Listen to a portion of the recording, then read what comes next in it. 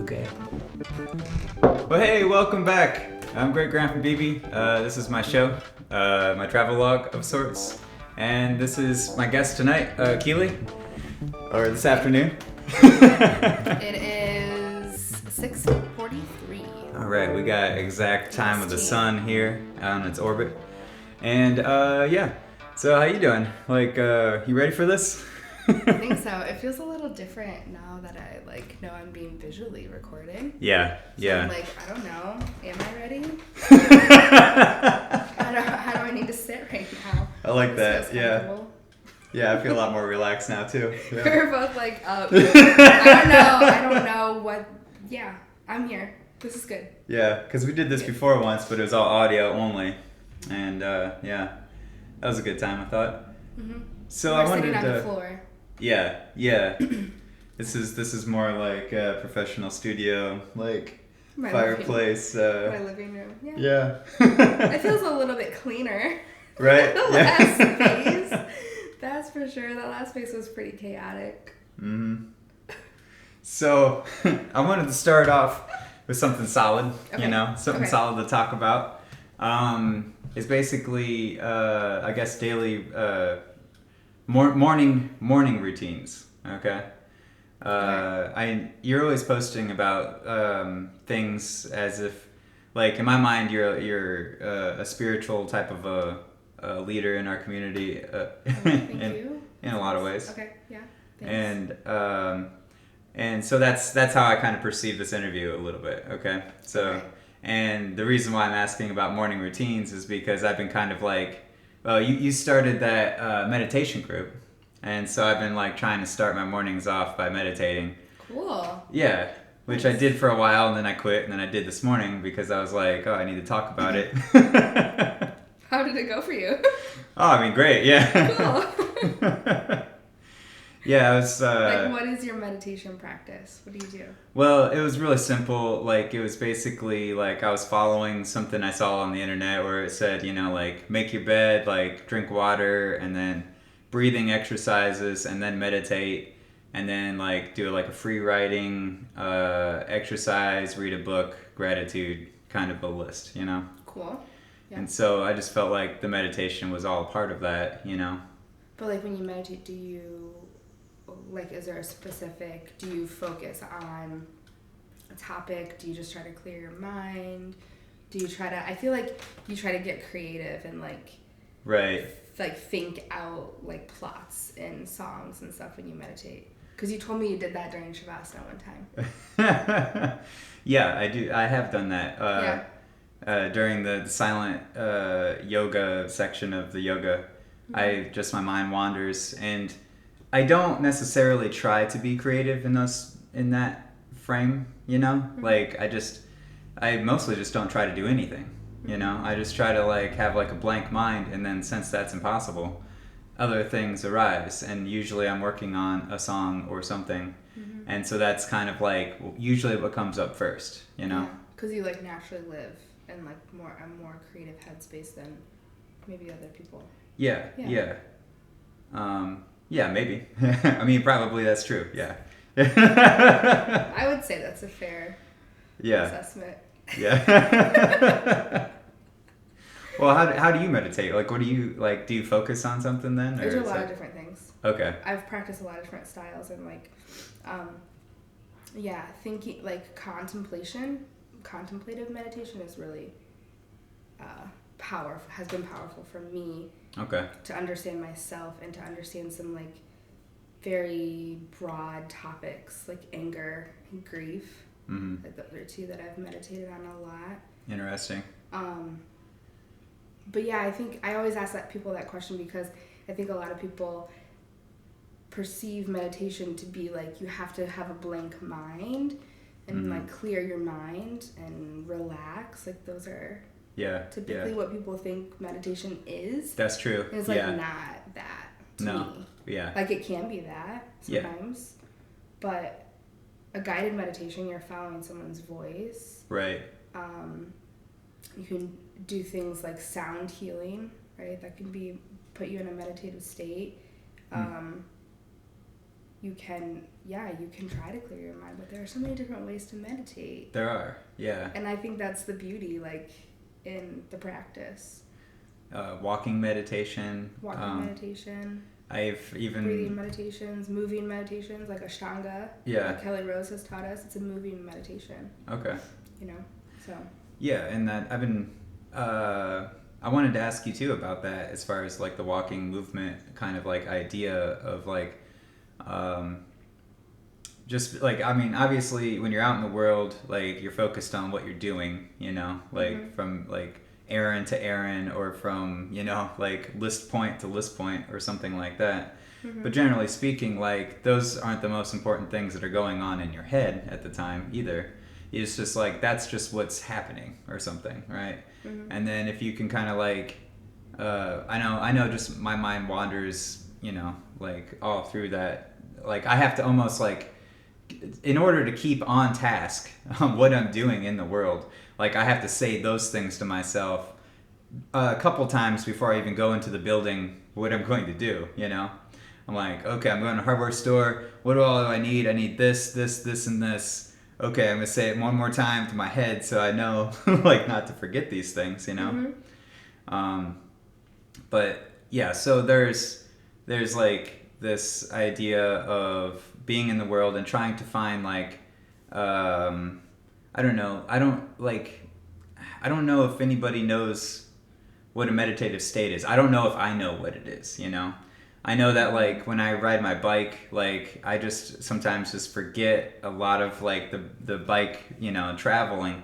But then, like, I'm thinking about, like, you know, creating something, or I'm thinking about a situation, or, like, a person, or, you know, whatever it is that's just happens to be on my mind, or whatever happens to be triggered on the trail even, you know? Yeah, I mean, like, is all consciousness meditation, you know? Is all? Okay. I'm, you know, like, taking apart everything that you just told me.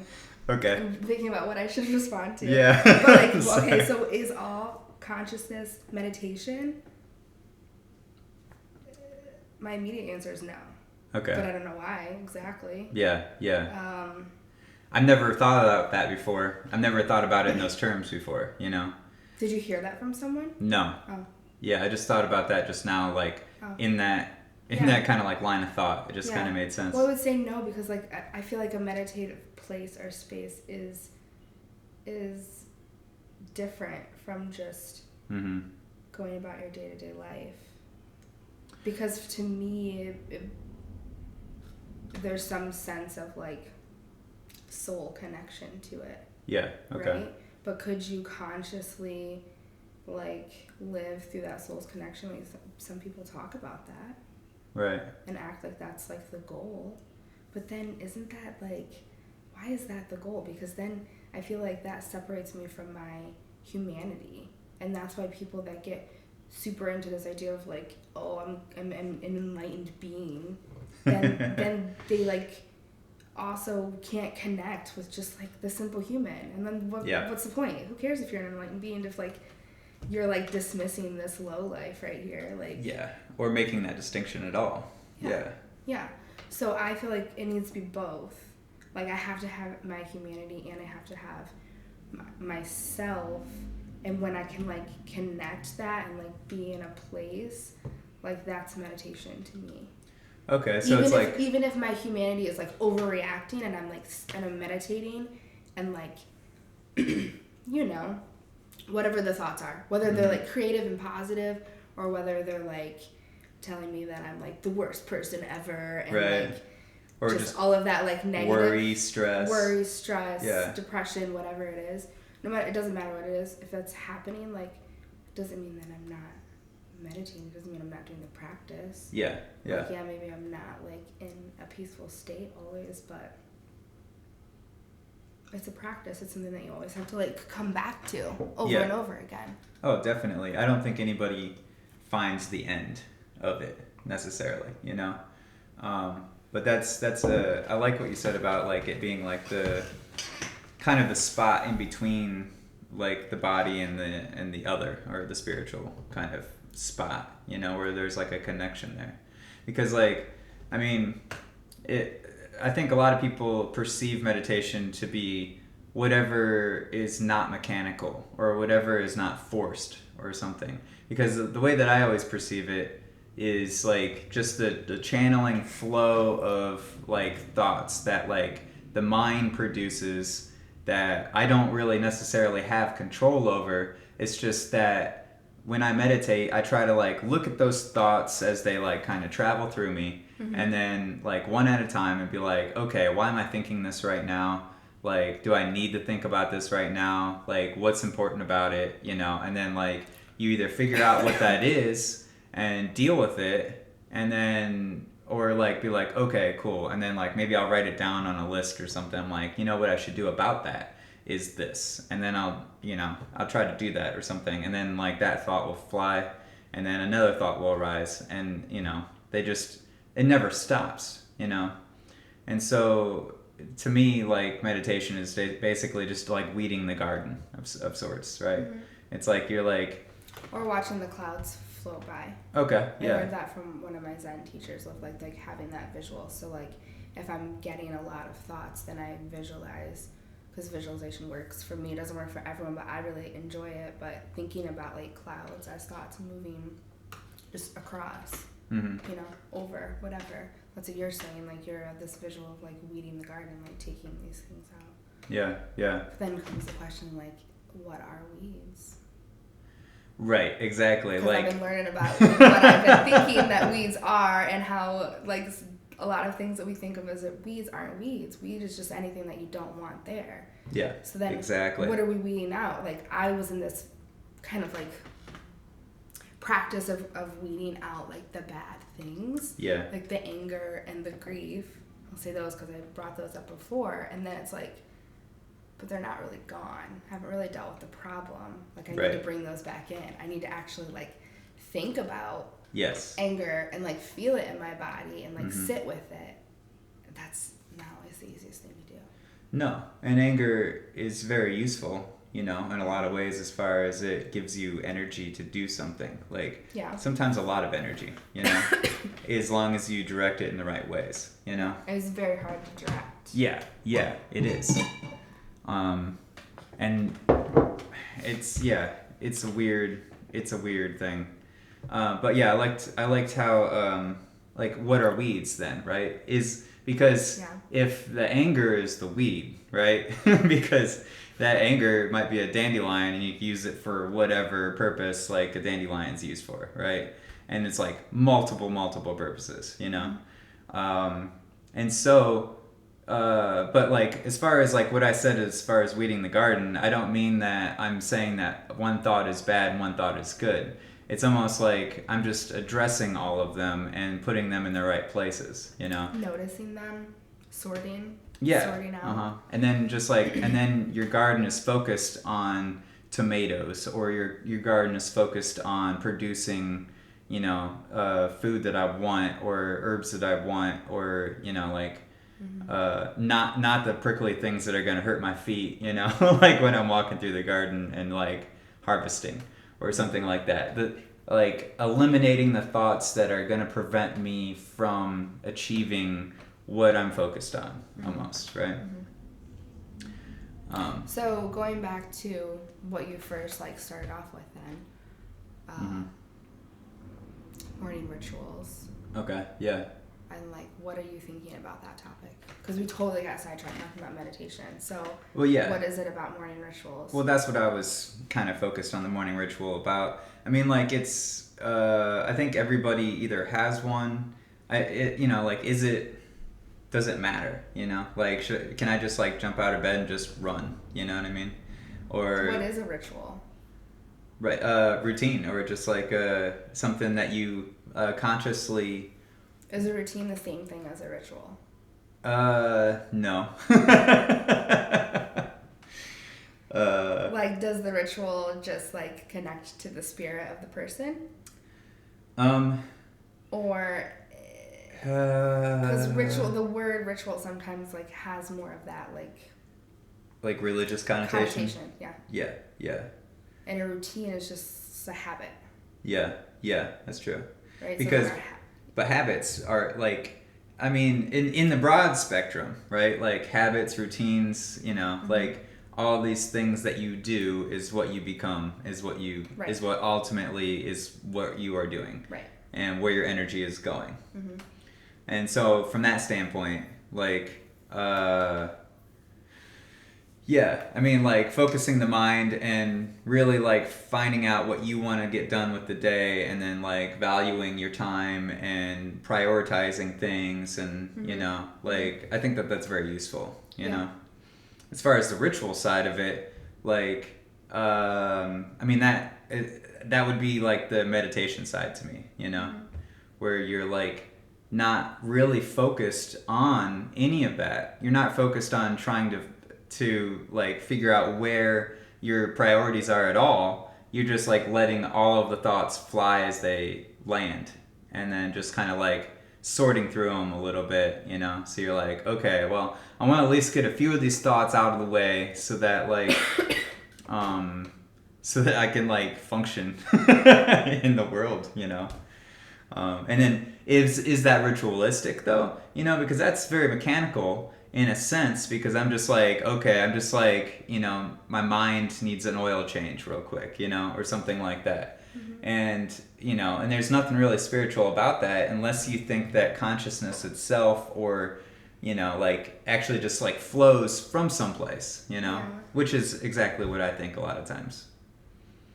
Because, I mean, I don't perceive humans to really know why they're thinking anything.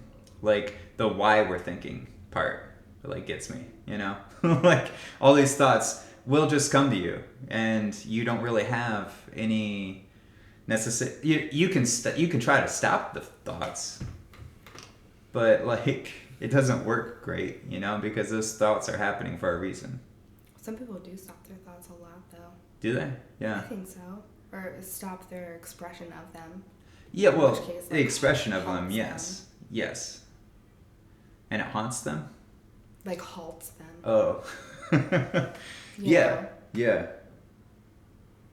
I don't know. It's interesting that like just makes me think about like makes me think about my own evolution of thought and how I used to be just more internal, like I wouldn't express things, and like like that knowing of like how it feels to be that way and then how it feels to be this way. Like there's not like a clear line of like, oh, this is the day that I decided to express myself. But it was like this slow progression, and I can feel the difference now that I'm like in my 30s of like, okay, this is when you held it all in and didn't like say anything about what you thought, and this is the time when you speak freely. And I don't know where I'm really going with this, other than just like noticing right now the distinction for me. I see that though in conversations that I have with people, especially over years' time too, where they're like, I always hear people say that type of thing where they're like, well, I feel like I'm really like, being myself more often lately, or like I'm not stopping myself from saying what I want to say, whether that's destructive or not sometimes, and, but like it's I don't know. I mean, like the whole. But does that mean that the person has more choice of what they're saying, or more like? Yeah, it does, because you do have choices of what you're saying. But not what you're thinking. Yeah, I wouldn't say that you have a choice on what you're thinking, because like things will happen. You're still thinking the thing, but you're actually just like saying it out loud. Yeah, there's a difference between reacting and then just like pausing, And I think that's where that is. It's like, okay, I'm reacting initially, boom, right now. But do I want to say that? You know what I mean? Like, and sometimes you just don't stop yourself and you just do, okay? But then, like, if you pause, at least even for a split second, and kind of like weigh it, like where, like, and then I think, but before you even like get to that point, like you have to like kind of like set in motion your intentions a long ways back, and just like really trying to be living in a direction for, like, and then that direction, like, if you are trying to succeed at something, or you're trying to make the world a better place in this particular way, you will steer the direction in that direction that you want to go every time.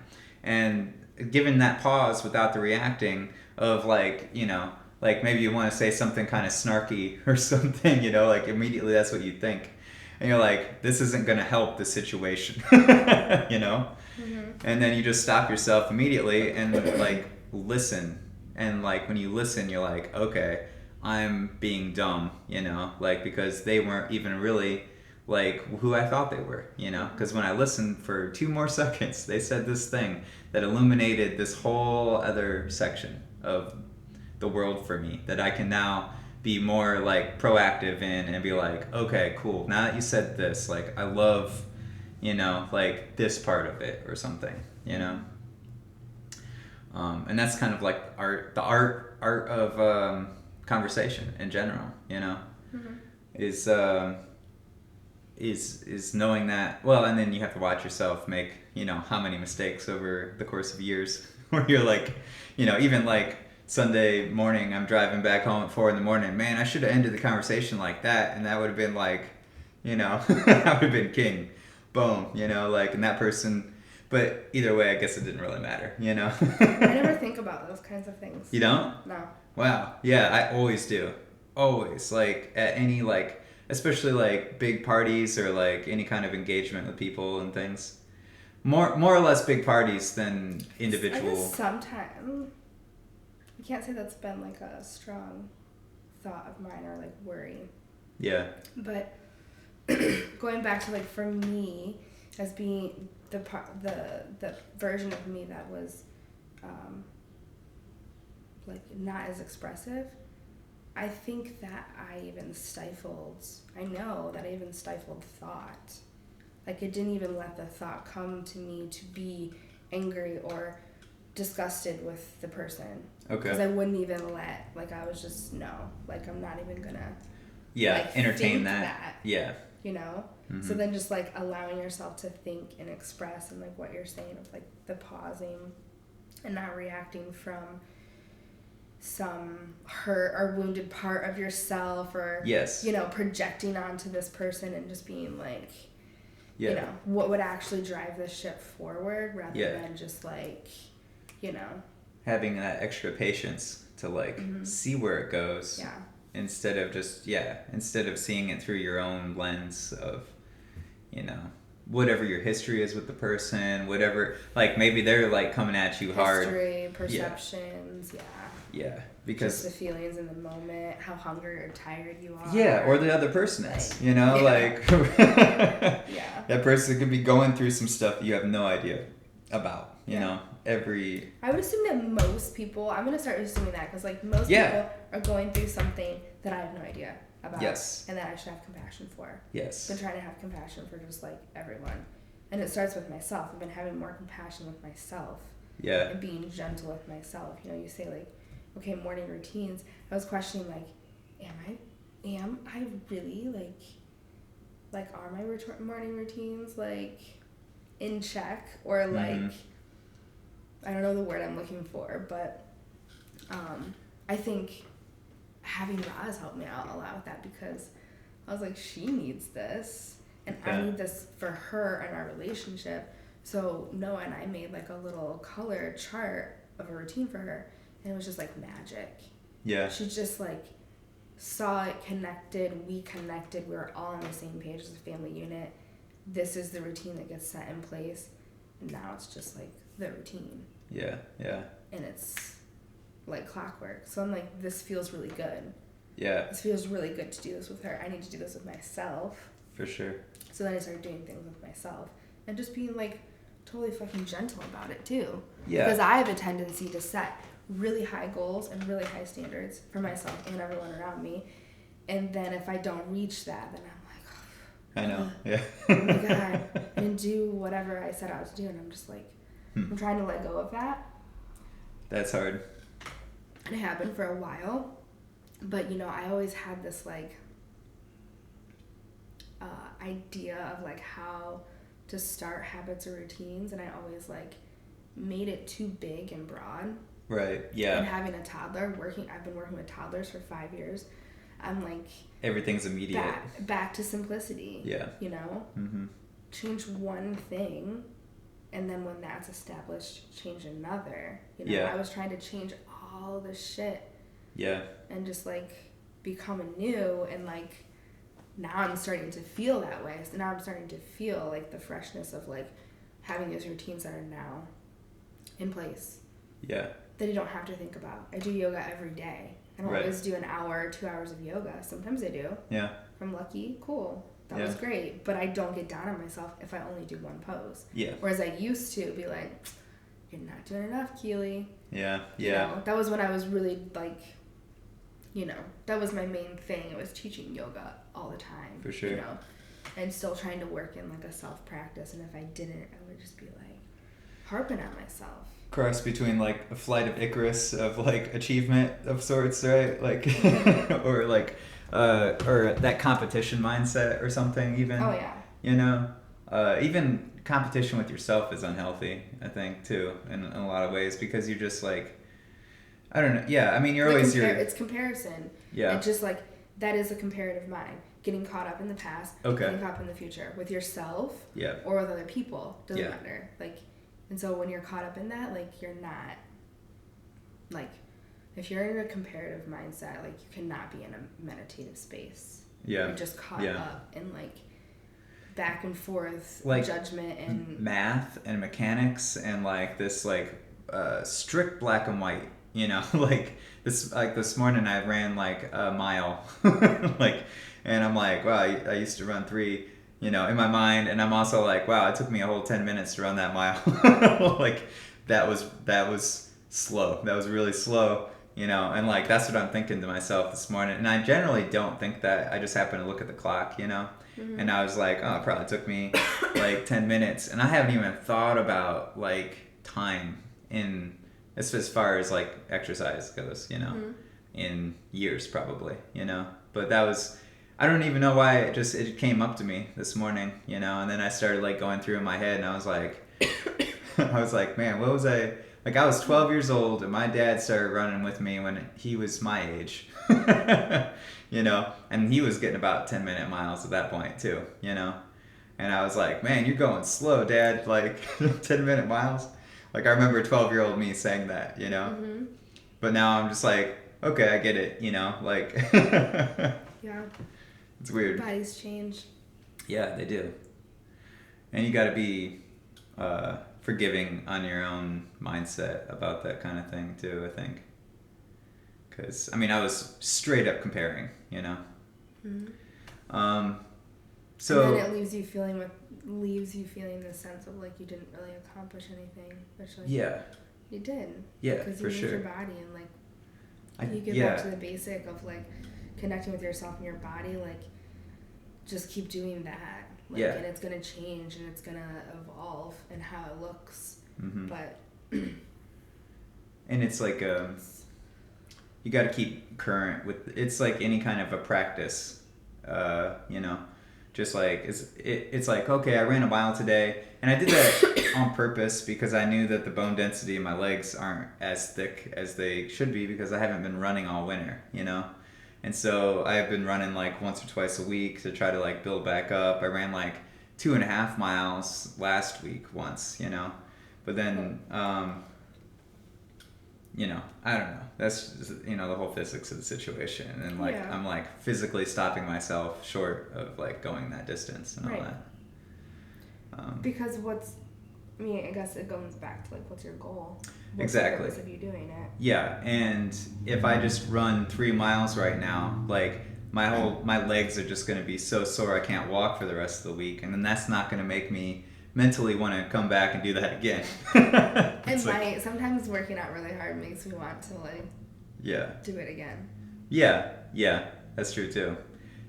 There's a balance. I don't always lean towards that anymore, but I definitely have been in that camp, and I know that people that are the same. Like, if you don't feel that you didn't work hard enough, kind of mentality. Yeah.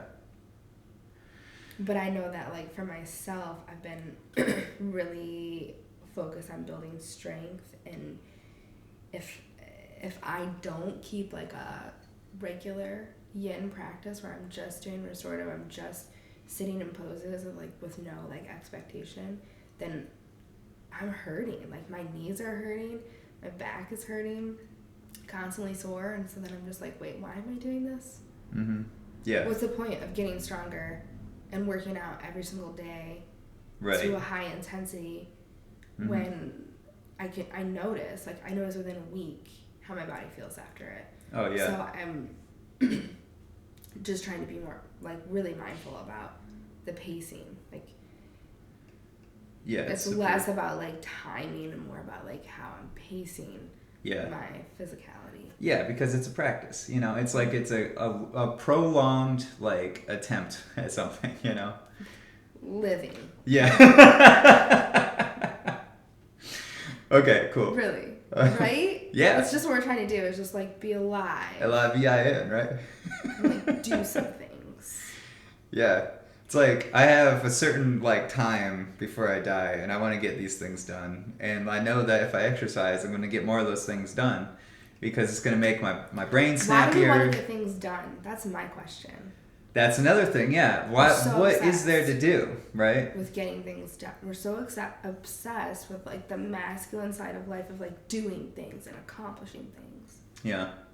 Well, and part of that is evolution, I think, you know? I think that's like in our genes to like, if like back 100 years ago in the 1800s, if you weren't like on a farm working, you were like, that like 90% of the people were doing that, you know? Mm-hmm.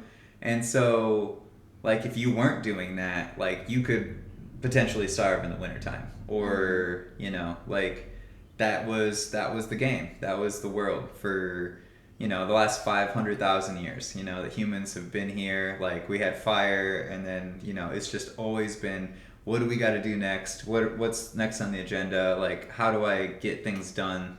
Kind of a thing, you know? And I think that momentum of that is still within us heavy. So For heavy, sure. you know? And to the point now where we're just doing jobs that don't even matter, that don't even make sense as jobs anymore, you know? Like I was watching somebody jobs. No jobs. Somebody was saying the other day, it's like, okay, so we have these taxes and we have to have like tax accountants like add up like how much we owe, but then like we send government the figure that we came up with and they're like, no, that's a wrong figure. And it's like, well, so you knew what I've always thought that. Yeah. It's fucking stupid. Yeah. So why do we even have tax accountants? Why can't they just send us the money that we owe and then, you know, like we're good, you know? Why isn't there? Yeah. Give us whatever money we're supposed to get back. And they give you, well, because you have to like add in things like kids and expenses, and if you have a business, like there are a lot of elements. Yeah. But can't we just check a box? Like, okay, I have kids, I have a business. I mean, like, that's what it is, though. Yeah. We are checking boxes. That's true, right? We're checking boxes and adding up numbers and then just being like, here, is this right? And then they're like, You're going to jail. It's not like that. I mean, kind of. It could be. Yeah. I mean, I know people that just... I mean, it's weird, like, it's almost like one of those things, if you're just blatantly wrong and blatantly not paying your taxes, then it's like that, you know? Mm-hmm. Or it's like you have to go bankrupt or whatever, the consequences at that point.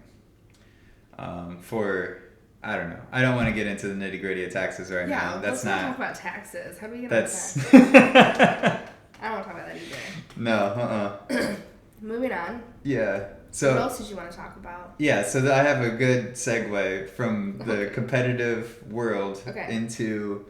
I was watching a lady this morning on TikTok talk about, like, she was, like, crying and, like, she's like, I'm trying so hard to, like, you know, find out the love of Jesus and Christianity and, like, in my life, but I just can't do it, and I don't know why, and, like...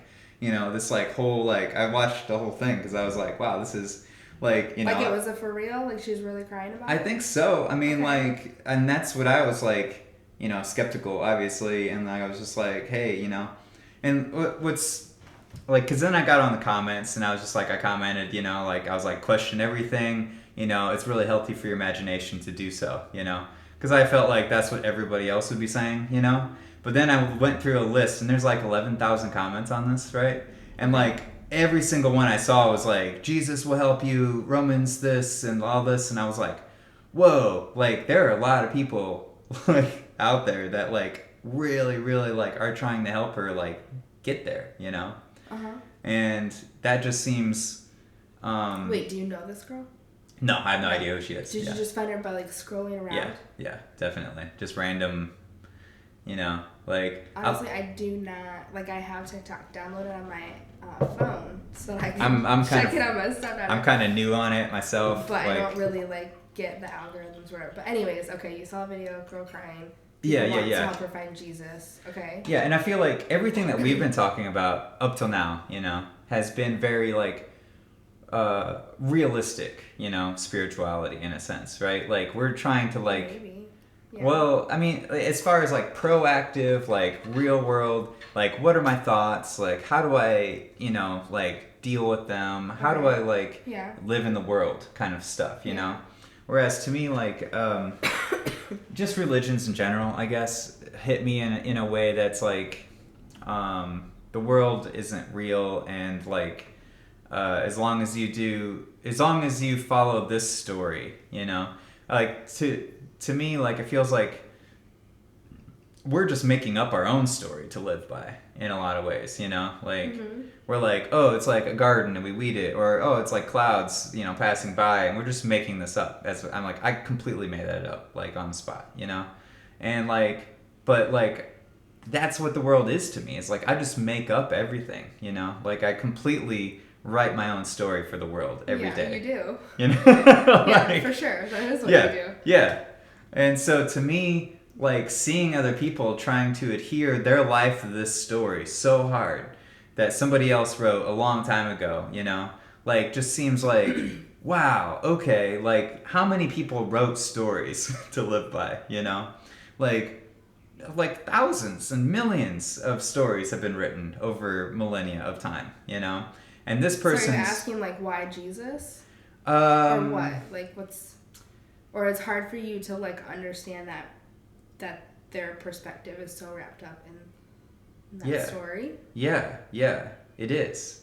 Like it never even occurred to me that anybody would even comment like to try to help her to like to live in that way, like because to me that just seems limiting in every way possible. Are you around a lot of people that talk about Jesus and love Jesus? Like my grandma. Have you ever been in your life? Yeah. Your grandma seems pretty like open about. Yeah, she's not like a stickler, you know. But like, have you been around a lot of like sticklers? You went to a Catholic school, right? Yeah, but most of the actual students, like all of us, like like we're very rebelling against it the whole time. Okay. So maybe that's in me too, I went out with a girl once for a couple of years, and she was very like religious and had like walls and barriers around large parts of her life, and so I've seen that aspect of it. Like I used to like go to a non-denominational Unitarian church for like maybe a handful of times, when I was living in Kent, but like I don't know if I really like got to know anybody really well, enough to like see where they're like if they put up walls for anything, Yeah. I don't know. I guess just my question would be like, is it healthy? I mean, what we're saying is the same thing as what they're saying, I think, because as far as like what meditation is to me is very much like, okay, I'm inventing my own barriers. I'm deciding what the weeds are to me to prevent me from going down the path, that is detrimental. And in their view, they're like, well, if I pick up the Bible and it speaks to me in a certain way, it'll direct me towards the path that I need to go. Right? But that just seems weird to me because there's so many religions that proclaim to say the same thing, and especially Christianity is very competitive in its own way, because it tries to evangelize and it tries to spread missionaries to other places of the world to spread the word. And that's what they're about. You know, and in that way it's very competitive of what they're doing, you know, and they're like, oh, well, you're wrong because, you know, we're right kind of thing. Yeah. Yeah, I definitely don't agree with that, and I'm bothered by it. I've had, like, you know, like, moments and experiences in my life that, I don't know, have really triggered that same reaction that you're having to those people of, like how could you think this way? How could you be this way? Like, I went, well, I'll just share, like, briefly. I went to the Navajo reservation a couple times. Cool. And we visited this school, and it was started by a religious guy. Okay. Who builds, you know, there's a church there, there's some buildings for classrooms and whatnot. Yeah. And I was so, like, at the time, I wonder how it would feel now being, like, older, but at the time, this was, like, 10, 12 years ago, I was so angry at this dude. Like, I couldn't stand him. He was, like, the epitome of, like, a white supremacist asshole to me, you know? Yeah. Other people could jive with him easier. I had one professor that was, like, in the same boat, so I would, like, talk to him about it. But, like,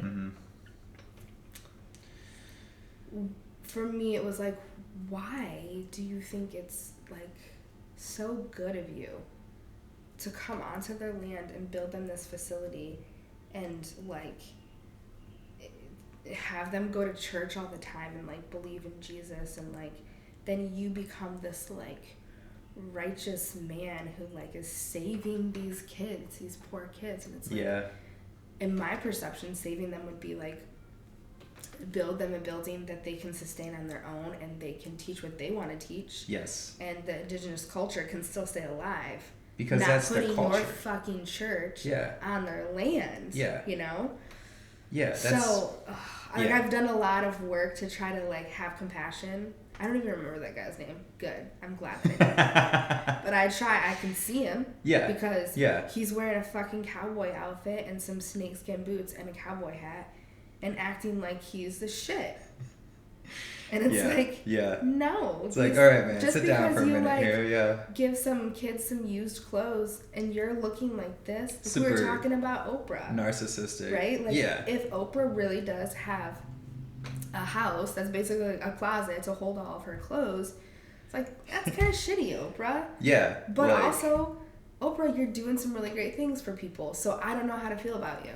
Right. I just want to have compassion for everyone. Because at the end of the day, if I hate Oprah and if I hate that guy, what does it get me? Right. It gets me just, like, stuck in this place of, like, people are fucking assholes and people are annoying, and I don't want to live there anymore. Yeah. I've lived there. I felt it. I feel it right now. You know? Like, I can feel it and think it, but not, like, react and, like, kind of what we were talking about before, too. Like, not react to it, not... Yes. Let that motion carry me forward. And I guess I'm not saying that there aren't good people out there who are Christians who aren't doing amazing work out there as well, you know? Like, I know people that are, you know? Yes. It's glad you bring that up too, because there's so many beautiful things happening and so many people that are just doing amazing things. And there are good reasons for believing in a story that because I feel like I constantly make up my own story, and that's how, like, I become creative with things. It's like, that's how I approach things creatively a lot of times, is that, like, I just don't know what the world is before I get there, kind of thing, you know? And then I have to make it up or observe it or perceive it, or whatever angle that I'm coming from at it at that point is what makes it different artwork to me. Whereas, like, the good side of it could be like, well, I don't have necessarily time to, like, devote to, like, writing stories all the time in my head to justify my actions. I just have to do it, you know? Like, I have to be there actually just feeding kids or the homeless, and my justification is the Bible or whatever, right? And that's just, you know, boom, like, that's my answer. and I don't have to think about it, and I don't have to waste energy thinking about it, you know? It's true. So I can see that side of it. It works really well for a lot of people. Yes. And like, it's also like, what's the harm?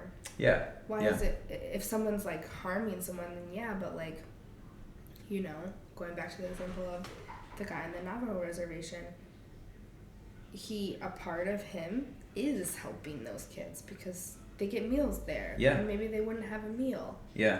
You know, for sure. Like for they're sure. provided with a space to feel safe. Who doesn't want that for a kid? Yeah. You know? Exactly. When you drive across a Navajo reservation and you see what it is Yeah. and what some people are dealing with, it's like, okay, this is a safe haven. Yeah. What did this guy deal with in his life? I have no idea. Clearly Right. something. Right. Yeah. To be looking like that and acting like that, you Yeah. know? Yeah. Like everyone Yeah. deals with something, Like, you know? Yes, exactly. And that's the thing. It's like nobody's like, you know, innocent necessarily, right? Or no one's like, some people are naively innocent in ways, right? Are they? Some people are naively Oh, just innocent. oblivious, you Yeah, know, like yeah. ignorance is bliss kind of idea, you know? Yeah.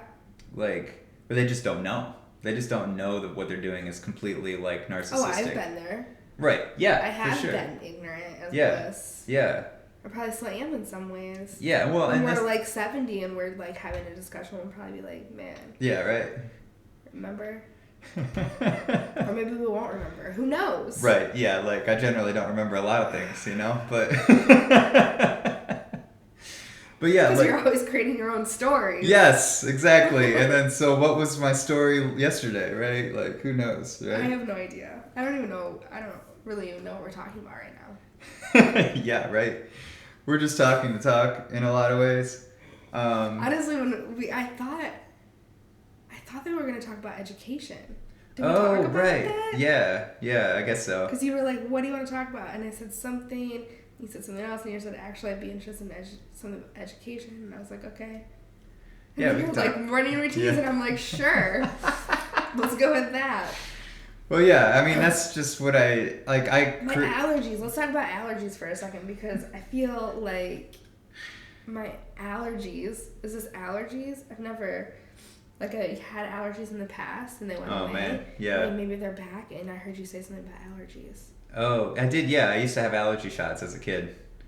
Okay, so then they went away? Yeah. Someone told me there's like an 8 to 10 year Sipes, if you watch this, she told me there's like an 8 to 10 year cycle.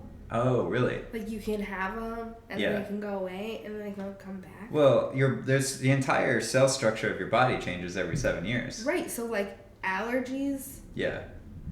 Like based off of probably your proximity to the pollens in the air and That's like true. how much you're outside and what area that you're I've in. been outside a lot Yeah. this past weekend.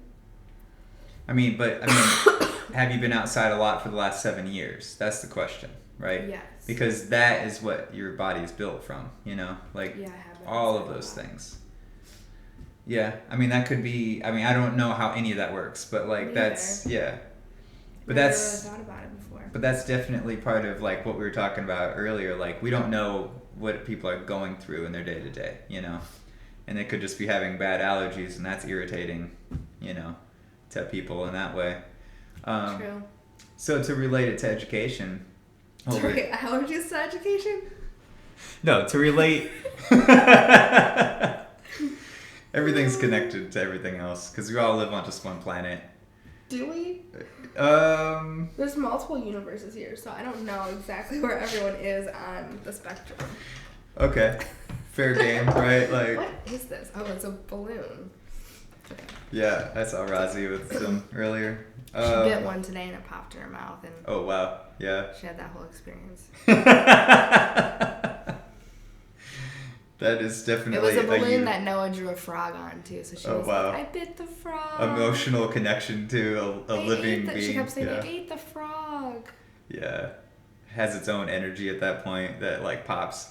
I remember we were partying a lot when I was a teenager and we like drew a face on a watermelon, you know? And like it became part of the crew, you know, like in the back seat. It was in a seat buckle. Like end of the night, we're like throwing it out the window, you know, 70 miles an hour, and we're like, "Oh my god, that just happened! Dude just went out the window." And then the next morning it was just great going by like the intersection that just smashed watermelon everywhere, and like some guy, like we're out in the country, you know, like, and there's one other person at the intersection. I'm like, you have no idea where I've been last night. Like what happened here? You told the guy that? No, but it was just like we were in cars, you know, like I couldn't express, but like in my mind, But you're I'm like, expressing it in here. Yeah, You're yeah. just like, here's the message, dude. yeah, I'm like late to college right now, but like seriously, like this Late is to college.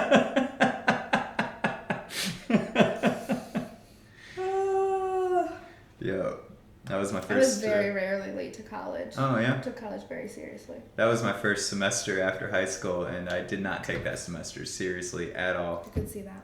Yeah, that was after that point. I dropped out of that college and went to two other ones after that. I've been to so many different colleges after that, actually. Do you like college? Yeah, totally. I would be at one professionally if I could. Totally, like Yeah, I love like it there. college too. It's so great. College. College is fun. Yeah. College is weird. Mhm. Fucked up.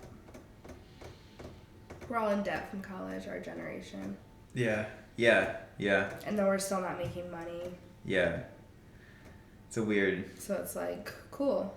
Yeah. Glad you guys set this up for us to inherit But a bunch of debt. the one thing though, I think we're all in the same boat together when it comes to that, you know? So it's like, Ish. yeah, ish. That's true. Like there's people who are not in that boat at all. Yeah. You know, we just have that advantage of like. Did you ever get a degree? Yeah, I have a few. Oh, okay. Yeah. I have a music technology associate's degree. I got a bachelor in general sciences and a bunch of certificates in like welding and 3D printing and like electric cars and a bunch of random nonsense, you know. Yeah. But yeah, Pieces of paper. I know, right? It's what weird. do they get you? More I mean, money, I don't they have say. a job in any of that stuff. That's They say that pieces of paper get you more money if They you do. follow a certain track. Yeah. And you stay in it. Yeah. But you gotta be one of those stay-inners. I've never been on any track. Yeah. I can tell by your experience with college. I kind of have stayed in a track, but I haven't been in quite a lucrative track. Yeah. Education is not a lucrative track. No. It can be. Yeah, for sure. I know that it will be because I have plans. No, I don't. I have ideas. I don't have plans. I played I a just show. have like creative ideas. Yeah. I played a show on Saturday and someone asked me like, so what are you doing next? I was like, I don't know. I was like gonna do this show. And then it's done. And like now I recorded it. So I'm gonna like, make that into an album and One thing at a time. yeah, that's the only thing It's I'm really thinking hard for about me right to now. do. Yeah. Yeah, that's true. I mean, I was setting up this podcast for 2 days later, I have another podcast on Wednesday. I'm like making t-shirts and, just trying to sell them with some 3D glasses that come with them for free, I was like, this is Great Grandpa BB in 3D shirt, or something. Okay, that's cool. Yeah. I mean, obviously everyone's always doing a million things at once, but it just caught me off guard, I guess, because I just got done doing the thing, the big thing that I was Do you like. know what people ask you after you have a baby? They say, when are you going to have another one? And you're like, Why? what? Was that? What did you just ask me? When am I going to have another one of these? When am I going to go through this again? Yeah, Some people 'cause, have an answer, Yeah, which is fine. it's like But institutionalizing. that just reminds me of, you're doing something and instead of like kind of like staying in the moment and being like, This is what's happening. wow, let's talk Yeah. about anything that's happening right now in our Yeah. lives. We're Yeah, like, what are you right. doing next? Yeah, exactly. Where are you going from here? Yeah, I never have a good answer for that on the moment. Future. Where do you Yeah. live the majority of your life, in the past, present, or future? Present for sure, because I don't generally think about the past a lot anymore. Now or always? Like, have you always kind of been that way? No, Oh. Like, I mean, there's large Oh yeah, I mean like there's reasons. I think that depression stems from living in the past and the future. Because like. I've heard depression in the past, anxiety in the future. Oh, okay. I mean, I know depression and anxiety are Yeah. linked in different ways too, but Yeah. it kind of makes sense because anxiety is worry. So if you're, worried about the future. Yeah. And that's generally, I mean, lately I've just been trying to write in a matter of way that like, I always try to write like the answers to my own problems, that I'm having currently, because that produces the best writing to me, especially in a poetry or a songwriting sense.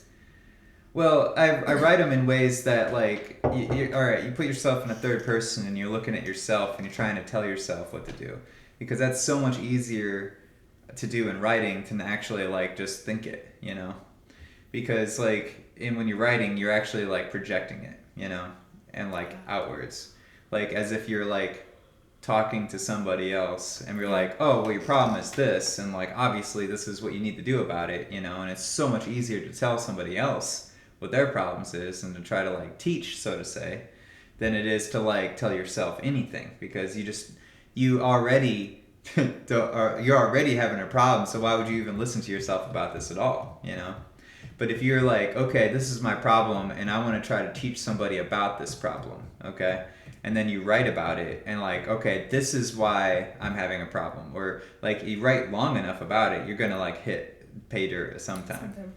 Yeah, I can connect with that. I feel like I do that in different ways, like when I create stuff for other people too, like students or something. Yeah. Or women, like a women's group or like a class. A lot of times when I'm like talking about or teaching about is like just whatever I'm dealing with. Right. Yeah, because for sure. I can't like hide it. Yeah. I used to just like try to hide it and like teach what everyone like wanted to hear or something. Yeah, like what's a broad topic like, we can talk about? Like we talked about like making a plan. Like you make a plan but you don't really follow it, so what's the point of making a plan? Yeah. So then when you have to like just show up, be authentic, it's like, well, this is what I'm doing right now. Yeah, definitely. And that's like, this is my notebook of what I prepared, and it's completely blank. For this interview right now? Yeah. Nice. Yeah, that's where I'm at too. Yeah. I have like, my mental notes were like that lady on TikTok, and then like, the morning routine, and then that's pretty much all it. Yeah. Morning routine and lady on TikTok. And those are just things I thought about today, mostly, Yikes. Yeah. Yeah, that's cool. Yeah, but I think that you're right. But that's being just genuinely in the present moment and like being able to address what's on your mind, and I think that is the meditative state. Meditative state is present because of the fact that you're like, okay, well these are the things I'm thinking about, and so I'm going to talk about it. And I think that's where meditative state is present. So like, if we feel like completely present right now, does that mean that we're in a meditative state? Is that what you're saying? Partially, yes. Because like that whole like walking motion, even conversational meditation, maybe, right? Or like even therapy or psychotherapy or any of the things that like just like, because like I'm not really thinking about what I'm saying right now. I'm just saying stuff, like to the point where like I'm trying to find the answer, or I'm trying to find a point, to what I'm saying. And I'm like weaving it together, and the more I say out loud, the more like I can kind of weave together, original thoughts more, and like, or thoughts that like pertain to what we're talking about, I guess. It's weirdly weird that we're like, it's a super meta of what we're doing right now, because we're talking about the thoughts that are talking about the thoughts, right? Like so meta. Yeah. Super fourth law. What do you think? I just think about people that think about what they're gonna say before they're gonna say it. Oh yeah. A lot, and like rehearse it in their mind. And even like when you're talking with someone, they'll be like, "Wait, hold on, let me get this right." Oh and, like, yeah. I do that sometimes. I've been trying to do that because I think it's pretty powerful. Because sometimes I feel like when I get caught up just like blah, blah, blah, like saying the things that are like on my mind, Mm-hmm. then I kind of lose connection with what's on my heart. Okay. If that makes sense. Yeah. So trying to like check in and just be like, okay, I'm feeling like very just like up here in my mind, like what am I actually feeling? Because I feel like that's an easy place to just, it's here, but you're not always like connected with like your belly center, like your intuition, or I'd say like your belly center, your intuition, and your heart. Mm-hmm. So I don't know, I just kind of like that like tool of like rechecking in and being like, what do I really want to say right now? Yeah. And am I really present, you know, to like this experience? Because you kind of have to, like, I've been kind of having to like forget about this experience to actually have a conversation. Yeah, definitely. And sometimes I'm like remembering and I'm like, I don't know how this like looks, this lay is here, like what is it? Yeah. What is this person thinking about? Is this like, is there even anyone listening to me right now? Like, who knows? No one will ever know. Right. Well, unless you check the stats. Right, like in the future. But that's not happening right now. You're putting this on YouTube? Yeah. Comment below. And then you can put a little blurb right now. It's like, comment, like, whatever. Yeah, comment what you're thinking right now. Right? And that's, you know, going to happen like a month or whenever I release it, you know, from now. But, yeah, but I think that like the written, when you're writing, it's a lot different, or it's a lot different than you're talking. It's transformative. Yeah. It's transformative. It's transformation. It's completely different. Like, okay, so I did that radio show on Saturday, okay? And like I was like trying to come up with things to say in between songs, and like how am I gonna like, what's my radio personality? I haven't played a show in like a year and a few months right now, and like how do I do shows? How do I be a radio personality at the same time and all that? So like I was going through a process all last week where I was like, you know, I wrote down, I write down like huge chunks of ideas and like half-page notebooks, full-page notebook kind of stuff where, I usually stop at one of those distinctions because I don't want to write too much about stuff because then I won't go back and read it. It's just like you want to distill the idea into its most important parts.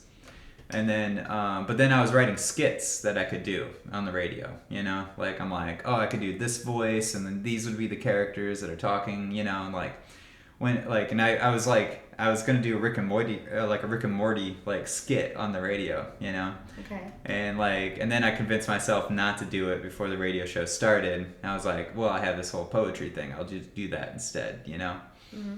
But then but once I was there and the whole crowd was there, like, I did it anyway. I was like, I just turned on the synthesizer and I was like, oh, geez, Rick. Oh, man, we're in some kind of portal on some kind of radio show. Shut up, Morty. Shut up. This is my best friend, Great Grandpa Beebe, Like, I was just going back and forth, but I mixed up the dialogue between the two characters from what I wrote. So then you're in, like, this whole other place now, and you're like, oh, dang, like, I just got to play off of what the characters would say in the situation, like... but I knew generally where I was going, though, you know what I mean? Because I wrote down, like, a page worth of dialogue, and performed it, or I don't know if I performed it in my head. I performed it out loud to myself once or twice, I think, Mm-hmm. And so, like, I knew kind of, like, I was like, like, I'm on a radio show, this is a portal to another dimension, and me and Rick know each other, or something like that, and Morty just keeps saying that I'm lame, like, so that's what I was, like, but it turned into, like, a whole skit right there in the spot, and, like, it was opposite than what I wrote, but, like, the writing it down first, like, definitely provided me with, like, a foundation, Yeah. I always, like, when I can relate that to just, like, teaching a class. Yeah. And how at first, like, trying to hone a skill, you write more, you pay more attention, you might, like, I would always take the notebooks, like, with me. Yeah. But then it's to a point where, like, I could just write on this piece of paper. Yeah. And maybe not even have the book. Or I would just be like, oh, yeah, I want to do that. And then I would just write it here. Yeah. Doesn't mean I'm, like, checking my hand, but it's, like, down, which means it's like down, it's connected. Yeah, yeah. I don't know. But I feel so grateful that I can write. Yeah, that I have the tools to basically write whenever I want to. Mm-hmm. Like, I always can find, like, a pen or a paper around me. Oh, yeah, yeah. And then I can do it, and then I can make sense of it, and then I can share it with people. Like,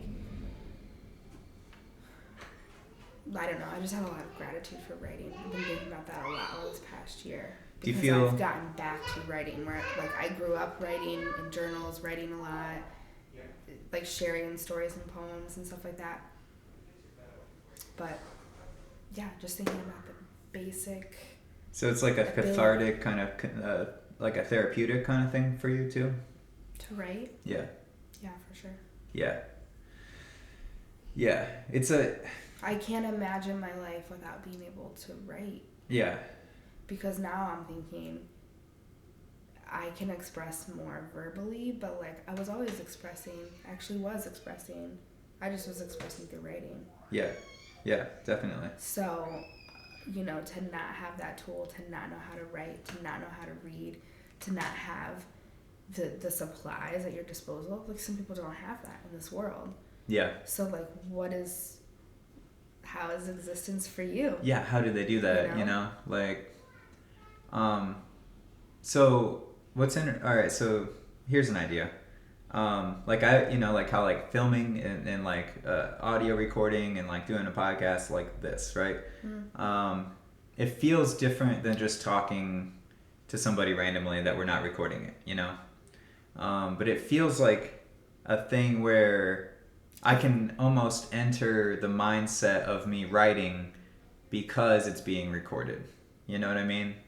Like, because there's like this extra like permanence to it in a sense that writing has to it, you know? Like when I'm writing with a pen, it's like permanent ink, you know, it's on the page and I'm just going and like it just flows kind of thing, you know? Mm-hmm. And since I know that it's going to be written down, like I'm trying to make it as interesting and as like, you know, creative as possible at the moment, you know? Mm-hmm. Whereas, like, if you're in a normal general conversation, everything that's being said isn't going to be recorded, and you're just like, maybe you're not as present for it, you know? Maybe you're not as, like, joking or... Or maybe you are. That's true, too. Yeah, like... Maybe we both are hiding parts of ourselves because we know that it's being recorded. That's true, yeah. Yeah, very much so. I mean, I think if this were being recorded live, I would feel different. Yeah, for sure. If I knew this was gonna be seen by a certain human, I don't know, but like someone, right? Like I might feel a different way. Yeah. I also think we can go back to ritual too, because this is like, it's not just like coming over and having a conversation. It's just like. Yeah. All of this stuff had to be set up, and sitting. I thought about this when we were like sitting down. Like, this is the way we are sitting. Yeah. How different is it when you are sitting looking at each other as opposed to like looking at whatever is an audience or whatever. Because there's like camera angles that are happening where there's like a straight on camera angle, so we're facing this way. Whereas if we have two cameras, so you have one going this way and one, you know, coming this way, then we can look right at each other because we're looking right at the camera both way, you know? Yeah. And it kind of is felt like what do I do? Do I look this way? Yeah, right. Because there's a camera, or do I look at you? Yeah. And even when I'm sitting like across from someone or like talking to someone, I'm not always making eye contact with them. Yeah. There's just so many like... Yeah, I dig that. But I'm in a mode of like, at least since November, I've been like writing like 1 to like 4 songs a week-ish, right? Like, you know, it varies sporadically from week to week, but like from like November to like a month or 2 ago, I was writing about that much.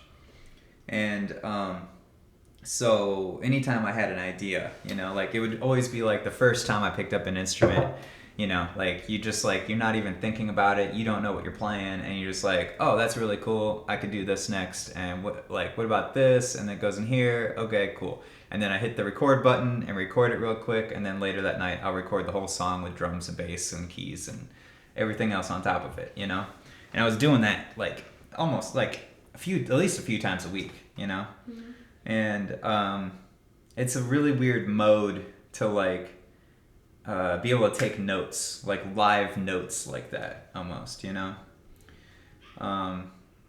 Where like so many song ideas just get lost because of that, you know? Like, Yeah. and that's maybe specifically songwriting, but I mean like same thing with like writing or the same thing with like visual art, I you think know? anything. Yeah. You know? Yeah. Things that you just can't catch. Yeah. I don't know who I was listening to. Someone was talking about the genius and how, in the broad term of genius, not like this human is a genius, but like super genius. Genius as a spirit, as a wave that travels through someone. Okay. And like that anyone can experience genius and be in their genius zone. Okay. It's different for everyone, right? Yeah. Get that. But you have to be open and receptive to it. It's like if you can visualize like a wind coming across like an open field, like it can come here or it can just go right by. Yeah. And I feel that a lot, like in the mornings when I wake up, when I meditate in the morning, I'm probably going to think about something that I automatically have this urge to write down. Yeah. And so it's like this practice of letting go also, because how many times have I broken my practice to write something down? A lot.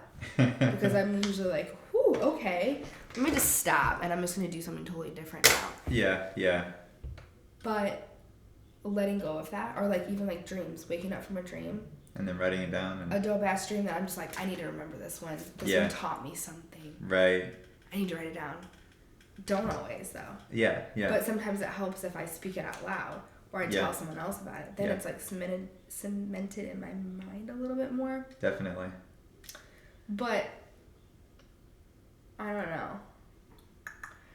Genius is a really interesting thing. And dreams are too. Yeah. Because that's like a whole different you that's experiencing reality in the same way that the brain's experiencing this reality in a sense. It's the exact same thing, except for that world. Do you dream every night? I dream a lot. I dream a lot too. Yeah. Oh yeah. So self-actualized education as opposed to forced education. Yep. Yeah. Required. Public education is forced education, right? Is that what we're thinking? Yeah. I mean, and I think your mindset has everything to do with that, though. I mean, like, as far as, like, if you think that you're being forced to learn something that doesn't seem to matter, you know, especially to you at any given time, or you don't know a reason why, like, you need to know this, you know, like, you just won't learn it. You won't retain it, and you don't care, you know? Whereas, like, at least in my mind, like, if I have, like, something to hold on to that I really want to learn, like, I will build an entire timeline in my head around that thing, you know? Like, I know when certain things were invented, I know when certain things were discovered based off of what I'm really interested in, you know? And so, like, I'm like, oh, in 1950, we like, really kind of discovered the double helix, you know, like, version of DNA, you know? Like... Right, because you're interested in that, so you remember those types of facts. Exactly. Yeah. And so, I feel like everyone kind of, do people naturally... Yeah, do you build your own timeline based off of your own interests? Are you asking me personally? Yes. Yeah. I guess so. Because I know I do that I guess so, but I'm not like a huge... It's interesting because we're talking about past, present, future. Yeah. And you do know a lot of things. You do know like a lot of like history and like dates. And like Noah's like that too. Okay. I don't. Yeah. I don't care about it. Yeah. So I don't remember it. I don't want to remember it. When I was in school, I remember having to learn timelines and dates. But Yeah. I also remember not liking doing it. Yeah, for And sure. so I don't really like think about that when the things that I learn. I mean, I guess in a way, like I think about different like philosophers and like theorists and stuff, and like when they, like the time that they're alive. But that's not like a strong component for me. Yeah. You know. I find that it's illuminating in ways that, especially when you're trying to like learn the patterns of the world and how like things unfold, I guess, you know. Um, and I think it goes directly back to like the self-actualized versus the forced, because like in history, like when I was like in, you know, elementary, high school, I didn't care about any of the numbers of any of the time periods either, you know. But then once I was like 26 and I went back to college and I was like studying anthropology, and that was really interesting to me, you know.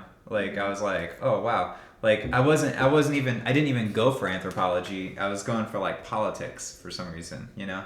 And but I was like, once I took like one politics class and I was like, this is nonsense and everything about this doesn't matter. But anthropology is real to me, you know, and it's like these are real things that happened, and this is a certain progression of how we think things happened, like to the farthest back that we can even possibly try to figure out, you know, like what is man, where did it come from, like that kind of thing, you know, and then watching the progression and how many years in between things, and like what innovations happened at certain time periods, or at least what we think. I mean, a lot of what we think maybe isn't true either, you know, like we could have been a huge technological society 15,000 years ago, and then it fell, you know, and then now we're back again or something. Yeah, I never like really studied anthropology. Oh, yeah. It's just a study of man, and like, yeah, like there's cultural, there's biological, and there's like, you know, another one maybe. I studied things that are more like, I mean, a lot of my schooling is in education. Yeah. But like other things that I studied were like classes that I really remember making an impact on me were like African fashion or cool. like Midwestern literature, like just like really specific that like stuck out to me. Yeah. And then everything else I've really taken was like heavily into like education, policies, psychology, you know, stuff like that. And were you on like a main track in college at all, or like, because I just took whatever classes, it didn't even matter to me what I was taking. Yeah, I was like very type A in that regard. I'm probably gonna sneeze. Bless you. So you're saying that I was very type A. I decided I'm going to be a teacher. Okay. Yeah. This is what I'm going to do. Yeah. I completed it. Yeah. Like, I mean, I even like took a semester off, and I still completed it on time. And I don't know. I never like questioned it at all. This is what I did. I just checked off all the boxes. Yeah. And then when I went back to school, I like had a specific program that I wanted to do that was focused on like cultural and international education, and I did that. Cool.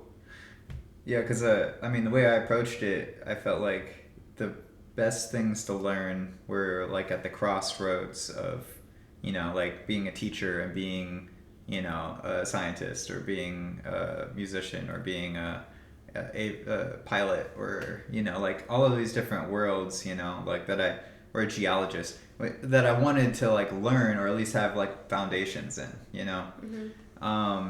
Well, I think that's why those are the classes that I remember. Like, I remember my astronomy class. I remember that Midwestern literature class. I remember the fashion class, because that wasn't my norm. Okay. I took a sculpture class. Like, I took these different things that kind of like added into. So like everything else is kind of like education. Then like the things that like point out to me were like extra classes that I took. What age were you when you were in college? In my 20s. Like early 20s, and then that was it? Or did you like... Early 20s, worked, then went back to school. Okay, gotcha. Yeah, that's basically what I did too. But by the time I went back, I didn't really have a... once, like, kind of my focus was I wanted to be a writer, you know? Mm-hmm. And I read in an Aldous Huxley book that you shouldn't take writing or literature or anything like that to, like, try to actually become a writer, because then you won't have anything to write. And you won't be writing... You'll be trying to write as if you're living 200 years ago, you know, like when these people wrote this stuff, you know? Yeah. But that's not how you write necessarily, you know? It's just like how people like talk. Like how you get your voice. Right, yes, exactly. How, like, what do I want to, like, I have to have something to write about, I always felt, you know? So my main objective was to find the teachers that were good on campus. Yeah. And so, I did that too, and that's why I would take those extra classes. Yeah. Like I would do my education classes, but then I would add on just like an extra class that I really wanted to take. Yeah. And like I had, a partial focus of anthropology in college, so I'd always have like one of those classes going on, but then I would always have like, you know, I was like, oh, aviation, or, you know, like, I don't know, just weird classes, you know, that I could take, that like the teacher of aesthetics stood out to me, because that teacher was amazing, you know. But like, man, he was such a performer and an actor, you know. That was one of the weird things that stood out to me, is that like in the classroom, he was just like the most dynamic, charismatic, human, almost mean in ways, and just to a point, to get the point across. Like he made an impression for a reason. Mm-hmm. But then like if you try to go talk to him after class, he was just like super shy and didn't want to talk to you. You know, just like would just Some like... people look at like teachers as like performers. Yeah. You know? Definitely. Like, and I remember people telling me that I was going to have a hard time with it because I was shy, because I was more reserved, and like how are you going to get up in front of people and perform? Like, you're teaching them concepts, and that I felt like that was a big thing in public education, was the performance aspect of teaching. They like drilled it in us that we had to present concepts. I mean, I was working with young kids. Yeah.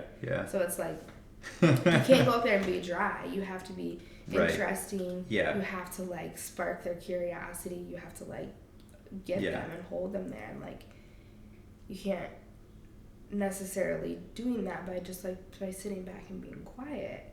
That's like the overall thought. But like a lot of people think that of introverts, that like they don't have the same power as extroverts and whatever, and like that's a whole other discussion. Right, yeah. But I feel like things shifted for me. Like I went to school to be a teacher. Mm-hmm. I got a job as a teacher. I did not like it. Mm-hmm. I was like, fuck this. Like, I can do it well. Yeah. But I don't want to do this. Yeah. This is not the life that I want. I'm going to go back to school. But I still like education. Yeah. So let me study something super broad. Mm-hmm. So that's why I chose what I chose. And then I got to pick my own focus, which was more aligned with like community and art and psychology, like looking at like identity formation of kids. Okay. And how they like represent it through art. That's what I was kind of like focused on. Cool.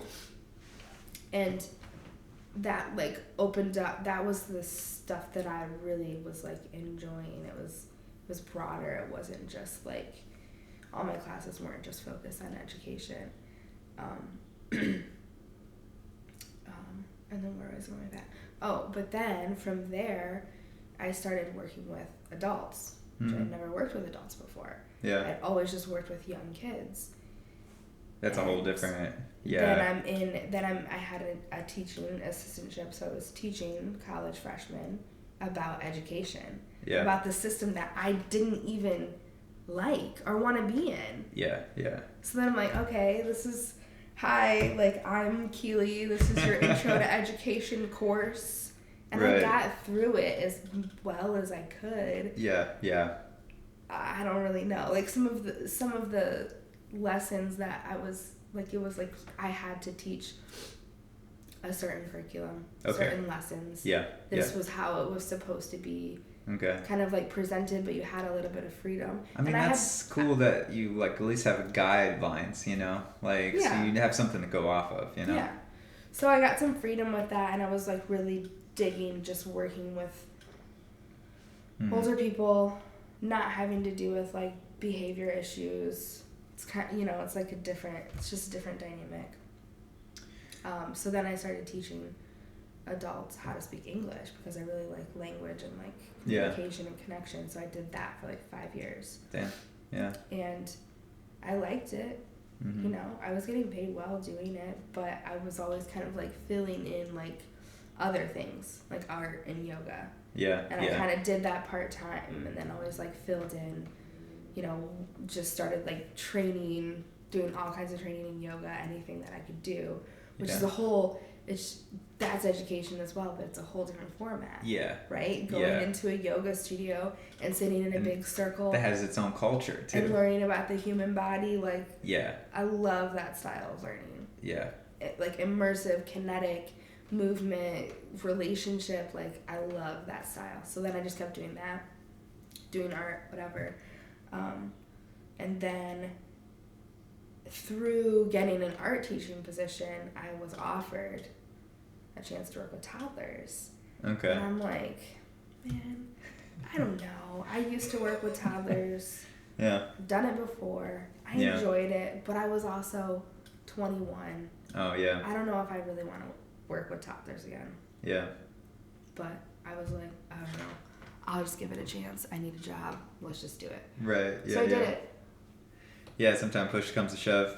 And it was it's been the craziest. That's what I've been doing for 5 years. It's been the craziest, most beautiful experience to like work with the unconscious being. Yeah. Yeah. Like when a kid, that's what you can refer to like a baby, a child, is that like they're unconscious until like a shift happens around 3 years old. Okay, yeah. So prior to that, there's just like this beautiful, magical creature. Yeah. That's not even really like human fully. Yeah, yeah. It's just crazy to like have to.